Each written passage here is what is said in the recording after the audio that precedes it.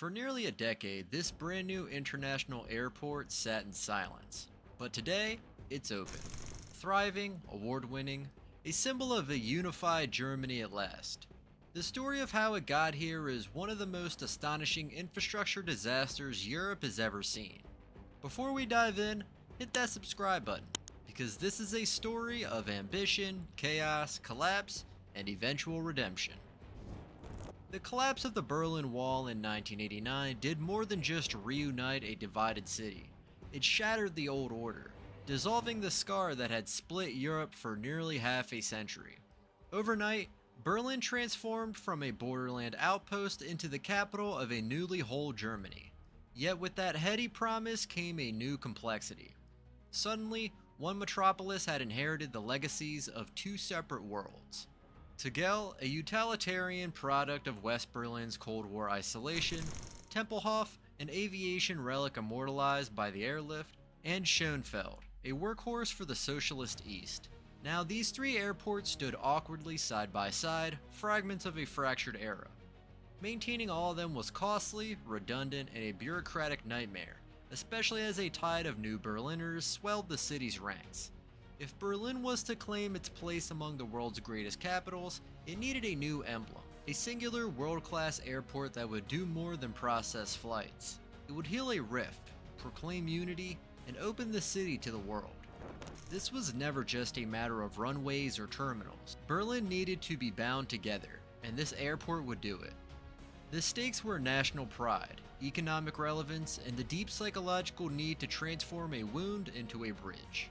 As the dust of reunification settled, the vision of a new airport gleamed like a promise on the horizon. But in Berlin, visions collided with politics, and politics, more often than not, move at a glacial pace. The dream quickly collided with reality. It took 6 years, an eternity in the age of rapid change, simply to select a location. After endless studies, proposals, and turf wars, officials settled on an answer that felt almost anticlimactic. The new airport would rise on the edge of Schönefeld, the same ground that had served the GDR. Here, symbolic unity became a geographical compromise. Construction finally lurched forward in 2006, only to be broadsided by the global financial crisis. Budgets contracted, political will wavered. Instead of empowering a single builder, leaders carved the project into a tangle of small contracts, each controlled by a different player, none with the full responsibility. The result was organizational chaos, a web of shifting allegiances and competing priorities. Into this mix stepped architect Meinhard von Gerken, celebrated for designing Berlin's luminous central station. He saw airports not as shopping malls but as gateways, and railed against the transformation of public space into retail opportunity. He despised turning airports into malls, famously railing against passengers dragging around unwanted bottles of whiskey like beggars. But economic logic won out. Planners redrafted entire floors, bending the building's bones to fit duty-free boutiques and commercial stalls. Politics further muddied the blueprint. Berlin's mayor, eager for prestige, insisted on making room for the Airbus A380, the world's largest passenger jet, a demand that required extensive reworking of the terminal. Ironically, by the time the airport was even close to opening, the A380 was already a dinosaur, airlines quietly retiring their fleets. And in their focus on prestige, planners overlooked Europe's new aviation reality. Low-cost carriers, rapidly reshaping travel, were barely accommodated. The design failed to reflect this tectonic shift. Another round of revisions ensued. Each new change begat fresh delays, spiraling costs, and a growing sense of public frustration. By 2012, the city prepared for triumph. Invitations were sent, press descended on Berlin, and the Brandenburg Airport stood on the threshold of inauguration. But beneath the sleek glass and steel, a storm was brewing. One final catastrophic oversight that would send the entire project into freefall. But then, disaster. A sense of triumph hung over Berlin as the city prepared to unveil its new international airport. A project years in the making, born of reunification and ambition. But in the final stretch, pride was shattered by a revelation so fundamental, it called the entire venture into question. Days before the grand opening, as final tests were being run, Inspectors made a discovery that would redefine the next decade of the project. The airport's fire safety system did not work. What was designed as the most basic promise to future travelers, safety, was in reality an illusion. The system meant to channel smoke away from evacuation routes failed its tests again and again. Engineers traced the cause to a patchwork of miscommunications, faulty planning, and a cascade of technical errors. In one bitter stroke, a ribbon-cutting ceremony became a global humiliation. News cameras meant to record celebrations instead captured statements of apology. Brandenburg Airport, which was to signal Berlin's place among the world's greatest capitals, was abruptly declared inoperable. Europe watched, stunned, as one of its largest infrastructure projects was indefinitely postponed. Investigators soon uncovered a staggering array of failures beneath the polished surface. More than 120,000 individual faults had been logged, enough to fill thousands of pages of reports. The airport's wiring was a disaster, with entire systems miswired in ways that defied logic or safety protocols. Over 170,000 kilometers of cable, enough to circle the Earth 4 times, would have to be ripped out and painstakingly replaced. The doors did not close as intended. Alarms didn't sound. The sprinkler system was more a web of confusion than protection. Engineers and project managers wandered the vast, empty concourses not as proud creators, but as custodians of a white elephant. What was supposed to be a beacon of German engineering turned into a monument to dysfunction. The dream of a seamless gateway to the world had curdled into a nightmare, one that seemed to deepen each day. Brandenburg Airport became a byword for everything that could go wrong when ambition outpaces execution and politics distorts the steady hand of planning. With public outrage mounting and the media laying siege, blame settled on every tier of the project. Von Gherkin, the renowned architect whose vision had launched Brandenburg, was dismissed in disgrace. Into the chaos stepped Hartmut Madorn, a veteran of the German business world who arrived to find the crisis far more severe than anyone had admitted. His team's fresh audit revealed a chilling truth. The real number of faults was not 120,000, but over 550,000. Each one was a tiny crack in the foundation of a multi-billion euro dream. Costs exploded. The original €2 billion budget quickly became a ghost, replaced by spiraling bills that would eventually exceed €7 billion. Political careers buckled and broke under the strain. Each year, politicians and project managers promised completion. 2013 would be the year, then 2014, then 2017. The calendar pages turned, but Brandenburg remained lifeless. Flight boards flickered only as tests, the runways, immaculate and unused, baked in the sun. The airport, designed to unite Berlin, became a symbol of division. Bureaucratic fiefdoms clashed, each more eager to avoid blame than to solve problems. Contractors sued and countersued. Consultants generated forests of paper, but few actual solutions. With each passing year, the airport's empty halls echoed with the footsteps of maintenance workers, engineers, and security guards, but never the clamor of travelers. For nearly a decade, Brandenburg was neither a construction site nor an airport. It was a haunting, half-built skeleton, overshadowed by bureaucracy, bad design, and relentless political infighting. To many, it seemed cursed. History, however, has a way of intervening where all else fails. In 2020, the world changed overnight. The COVID-19 pandemic halted international travel across the globe, silencing airports and emptying skies. For the aviation world, it was a catastrophe, but for Berlin-Brandenburg, it was a reprieve. The airport's long-stalled opening finally found its moment on October 31, 2020. No crowds gathered for its debut, there were no lines, no jostling passengers, no thunderous applause.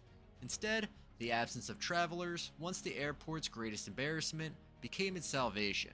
The empty terminals and deserted gates allowed engineers and staff to address lingering glitches and faults in silence. Systems were tested, repaired, and adjusted with a precision that the chaos of a normal opening could never have allowed. There were no disasters, no public scenes of confusion or delay. The pandemic had granted Brandenburg the breathing room it desperately needed. An unintended grace period during which errors could be found and fixed away from the gaze of the world. The shadow of its troubled history lingered, but the worst of the chaos had been avoided. By the time air travel slowly resumed in 2022 and 2023, Brandenburg had finally shaken off its ghosts. The airport, once Europe's most embarrassing monument to mismanagement, opened its doors for real, not with fanfare, but with a sense of quiet relief. A project forged in hope, humbled by failure, and finally redeemed by circumstance, Berlin-Brandenburg Airport stood at last as a symbol not just of what went wrong, but of how sometimes even disaster can be the beginning of a renewal. After years of shame, delay, and ridicule, Brandenburg Airport has experienced a transformation that few would have believed possible at its lowest ebb. The corridors that once echoed with emptiness and the baggage claims that sat silent for nearly a decade now hum with life. Gone are the days of headlines filled with words like disaster, failure, and embarrassment. In their place are statistics of growth, testimonials of efficiency, and international awards. Today, the airport is thriving. In 2023, it captured the Airport Innovation Award, a recognition that places it not just among Germany's best, but at the very forefront of European aviation. For years, Berlin's aviation ambitions had lagged behind rivals in Vienna, Frankfurt, and Amsterdam, each airport a symbol of the economic power and unity Berlin so desperately sought. But now, with its accolade, Brandenburg has outpaced them, finally stepping into the role that was once envisioned for it at the dawn of German reunification. The change is not just in reputation, but in real tangible operation. Skytrax, the respected aviation rating organization, now gives Brandenburg 4 stars for both efficiency and service, an extraordinary reversal from the years when it was seen as a global cautionary tale. The transformation can be felt at every turn. Check-in lines move quickly, security staff are trained to international standards, passenger services blend German precision with cosmopolitan hospitality. In the heart of the airport's operations center, algorithms pulse and screens flicker with live data, because Brandenburg is one of the first airports in the world to use AI to analyze aircraft handling in real time. Every arrival and departure is monitored, optimized, and adjusted with a level of precision that seemed like science fiction during the chaotic years of recabling and rewiring. Brandenburg Airport is now more than a piece of infrastructure. It's a living example of what Berlin can become when it finally aligns its vision with execution. It may have taken 3 decades, the same length of time the Berlin Wall cast its shadow over the city, but at last the airport fulfills its original promise. It stands today as a united Berlin's open door to the world, a hub through which cultures mix and futures are written, an answer to decades of division and delay. Yet the saga of Brandenburg is not merely a tale of delayed triumph, it is a monument to caution and a teacher to future dreamers. Its story is etched not just in glass and steel, but in the cost overruns, the parliamentary investigations, and the ruined reputations left in the wake of its long gestation. The lesson, brutally clear, is that ambition alone cannot conquer the intricacies of modern infrastructure. The airport's foundation is built as much on hard-won wisdom as on poured concrete. The project exposed how the smallest of faults, miswired cables, skipped safety checks, missed deadlines, can snowball into national embarrassments when bureaucracy and politics are allowed to reign unchecked. It stands as a warning that when political egos take precedence over engineering and expertise, even the grandest vision can collapse under its own weight. But the story is not only a warning, it is a testament to resilience. In the end, the airport's opening was not just an act of logistics, but an act of perseverance. A declaration that infrastructure is not built for the comfort or glory of the generation funding it, but for those who will use it long after the headlines have faded.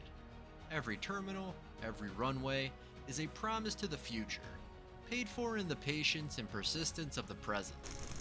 For those Berliners who never knew the wall, Brandenburg is just an airport, another part of the city's evolving landscape.